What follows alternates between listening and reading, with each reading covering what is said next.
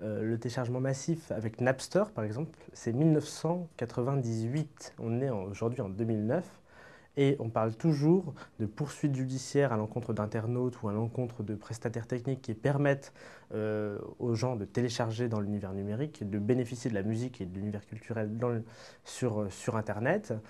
Et on parle toujours de répression, ou aujourd'hui avec la loi Adopi, de coupure d'accès à Internet aux internautes. Eh bien, ça fait 11 ans qu'on n'y arrive pas. Ça fait 11 ans qu'on élabore des nouveaux dispositifs. Alors, au début, on a voulu attaquer les prestataires techniques pour leur empêcher de permettre de télécharger de la musique sur Internet. Mais on s'est rendu compte que Internet, c'est un réseau mondial et que les serveurs, ils n'étaient pas tous en France. Et que même si on empêchait les accès en France, on pouvait accéder à des serveurs à l'étranger. Ensuite, on a voulu attaquer personnellement des internautes. C'était en 2004.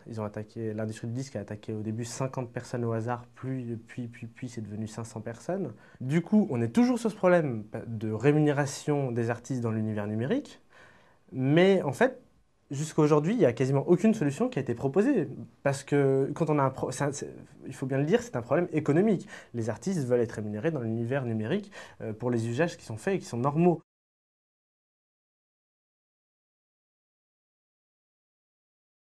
Et ce qu'il faut savoir, c'est que les personnes qui téléchargent la musique, ils aiment leurs artistes, sinon ils ne les téléchargeraient pas. D'ailleurs, ils vont à leurs concerts, la fréquentation des concerts a explosé, ils vont de plus en plus au cinéma, plus 25% en 10 ans de 97 à 2007. Donc les consommations explosent et les gens sont prêts à payer pour bénéficier et voir leurs artistes qu'ils aiment. Et c'est pour ça, par exemple, qu'un système de licence globale, par exemple, serait un bon système. Il permettrait d'être rémunéré dans l'univers numérique. Bah, c'est très simple. Mensuellement, on payerait 5 euros automatiquement sur son forfait à Internet. Donc ça serait directement prélevé en plus de son abonnement Orange, Monadou, Free. Et bah, annuellement, ça fait une somme considérable. Et multiplié par le nombre d'abonnements au débit en France, qui est, je crois, de 18 millions aujourd'hui, bah, ça fait des sommes assez importantes qu'on n'a pas gagnées et qu'on ne gagne pas aujourd'hui sur Internet. Parce que ce qu'il faut bien savoir, c'est qu'aujourd'hui, les artistes sur Internet, ils touchent 0 euros. 0 euros. Alors nous, évidemment, le système de la licence globale, c'est pas le meilleur, mais on n'a rien trouvé d'autre pour l'instant. Donc ça peut être un système provisoire en attendant de trouver un meilleur, et peut-être qu'on peut le pérenniser si jamais on ne trouve pas de meilleur. Bien, avoir un système de licence globale, évidemment, qui s'additionnerait à d'autres choses. On peut avoir des offres très attractives et de très haut de gamme sur Internet qui seraient réservées à un certain public qui paierait un peu plus cher. Il y aura toujours de la vente de CD, même si ça baisse, il y a toujours des consommateurs de CD parce qu'on n'est pas tous des addicts aux baladeurs numériques.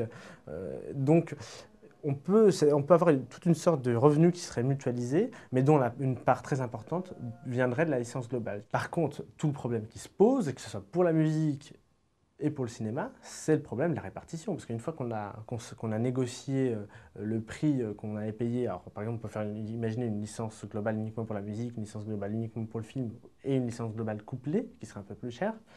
Euh, une fois qu'on a ce pactole-là, eh ben, il faut le distribuer. Et là, il y a 50 modèles imaginables et possibles. On peut par exemple réserver une partie à la création artistique, comme on le fait notamment avec la taxe copie privée, ce qui permet de faire émerger de nouveaux artistes.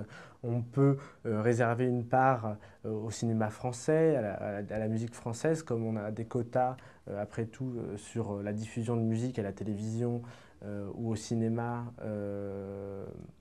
Pour le cinéma français ou européen.